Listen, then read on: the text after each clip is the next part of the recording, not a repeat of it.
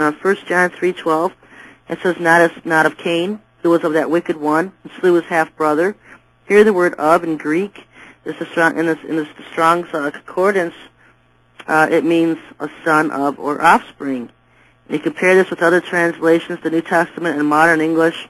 It says, we are none of us to have the spirit of Cain, who was of the son of the devil, who was a son of the devil. Living Bible, we are not to be like Cain, who belonged to Satan. New English Bible, unlike Cain, who was a child of the evil one. New Century Bible, do not be like Cain, who belonged to the evil one. The New Jerusalem Bible, we are not to be like Cain, who was from the evil one. And the popular commentaries confirm the same thing. The Wycliffe Bible commentary that says, he, Cain, is said to have belonged to the family of the wicked one. Belonged to the family of the wicked one, folks. Matthew Poole's commentary on the Holy Bible, which shows him, Cain, to be of the wicked one, of the serpent seed, was such seed sown, and so ancient the enmity between seed and seed. And we're talking ancient enmity, a mutual hatred, hostility between offspring lines. Matthew Henry's commentary showed that Cain was the firstborn of the serpent seed. John 8:44, Jesus was speaking to the Pharisees and proclaimed, ye are of your father the devil. The term of, meaning generation, meaning offspring. They were of the physical offspring of their father the devil. Trees are often used as metaphors in regards to people. Jesus was the tree of life. We also find in Matthew 3:10, I'll read some verses here for you. And now also the axe is laid unto the root of the trees. Therefore every tree which bringeth forth good fruit is hewn down and cast into the lake of fire. Matthew 7:17. Even so every good tree bringeth forth good fruit, but a corrupt tree bringeth forth evil fruit. Matthew 7:18. A good tree cannot bring forth evil fruit, neither can a corrupt tree bring forth good fruit. Matthew 7:19. Every tree that bringeth not forth good fruit is hewn down and cast into the fire. And in Matthew 12:33, it says, either make the tree good and its fruit good, or else make the tree corrupt and its fruit corrupt, for the tree is known by its fruit. And so you can see that trees is often a symbol for people. Now back to the garden. In Genesis 2:16 we read, this is the original where it started. The Lord commanded the man, saying, when he initially told Adam, of every tree of the garden thou mayest freely eat, but the tree of the knowledge of good and evil thou shalt not eat of it, for in the day that thou eatest thereof thou shalt surely die. And so it's the same usage of the word tree here, folks. We're not talking literal tree. We're talking people or beings. Before Adam even had a chance to consummate his relationship with Eve, she was pregnant with Lucifer's child Cain. And that is what the Illuminati bloodlines of the New World Order don't want you to know. They are Cain's seed of the wicked one. They are the offspring of the wicked one. And it is these bloodlines of Cain and Esau working together to the control of vast wealth around the world that are bringing the Antichrist to power. And I want to jump back here and look at this parable of the wheat and tares. It's in the Bible, it can be found in Matthew 13:24 through 30 and 37 to 43. And sandwiched in between those groups of verses in verse 35 is a proclamation, I will utter things which have been kept secret from the foundation of the world. Jesus then revealed the significance of the meaning of the parable as meaning he, Yahweh, had fathered the good seed, wheat, and that the tares belonged to the wicked one. They had been fathered by Satan. I'm going to read Matthew 13:24 through 30 here. The kingdom of heaven is likened unto a man which sowed good fruit in his field. But while men slept, his enemy came and sowed tares among the wheat and went his way. But when the blade was sprung up and brought forth fruit, then appeared the tares also. So the servants of the householder came and said unto him, Sir, didst thou not sow good seed in thy field? From whence hath the tares come? He said unto them, An enemy hath done this.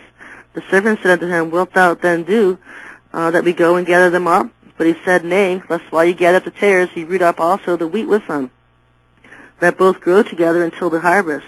And in the time of harvest I will say to the reapers, Go, gather ye together first the tares, and bind them in bundles to burn them, but gather the wheat into my barn. And then down in verses 38 to 43, he gave us the meaning of the parable. He says, he answered and said unto them, He that soweth the good seed is the Son of Man. The field is the world. The good seed are the children of the kingdom. But the tares are the children of the wicked one. And so I can see the seed referring to offspring, folks, not produce seed. Literal apples, oranges. We're talking about offspring here, children. It says the enemy that sowed them is the devil. The harvest is the end of the world, and the reapers are the angels. As therefore the tares are gathered and burned in the fire, so shall it be at the end of this world.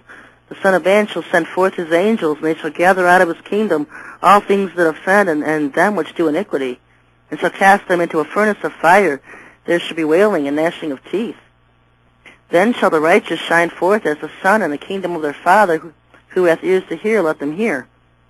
You know, there were several declarations made in this parable that the churches often ignore. One being that the good seed were fathered by the Son of Man, son of Adam. Two, the good seed Adamites are the genetic sons of Yahweh. Three, being the tares, Cain's seed, are the genetic sons of Satan. Four, the enemy that fathered the tares is the serpent of Genesis 3:15. And five, the sons of Adam, the wheat, will then inherit the kingdom after the tares, the sons of Cain, are destroyed. Again, it's stated in verse 38, the field is the world, and the good seed are the children of the kingdom, but the tares are the children of the wicked one. This is not only a physical lineage, but a spiritual one as well. You know, Yahshua told the Pharisees of his day, Ye are not my sheep, in John 10:26. In the Josephus Wars, Jewish historian Josephus makes it quite clear that the Pharisees and Sadducees were not Israelites by birth. There were three sects among the Jews at the time, the followers of the first of whom were the Pharisees, the second were the Sadducees, and of the third sect, who pretends to be they were more of a disciplined sect, were called the Essenes. And these last are Jews, Judah by birth, and seem to have a greater affection, according to Josephus, for one another than the other sects had. So you see three sects within the Israelite people at the time. Only one remnant of them were true bloodline. The other two were not true bloodline Jews or Israelites. The real Jews of Jesus' day had absorbed those with contaminated Edomite hybrid blood, and this is the tares, the sons of Cain, and therefore they could claim both Abraham and Isaac as their fathers. They adopted Judaism as their religion, but they did not have the bloodline of it. The wheat and tares, the Bible says, will grow together, side by side, until the end of the age, when the angels will separate them. What about the flood? You know, the seed line started all over again with Ham and his wife's offspring, Canaan. Ham and his wife had a son, Canaan, and it started all over again through that offspring. You know, I've got information about Esau and the serpent seed and how he picks it up after the flood. From before the flood, we have a time when Lucifer seduced Eve and started a seed line. And what happened also during that time was that the watchers started falling. You read about it from the book of Enoch, how the angelic watchers fell instead of seducing women on the earth. And that's where we get a lot of these giants, because the mixing of angelic seed with human women produced a DNA defect called giantism, and these children were born giants. So we've got also at the time with the fallen angels perverting the animals, and you've got, you know,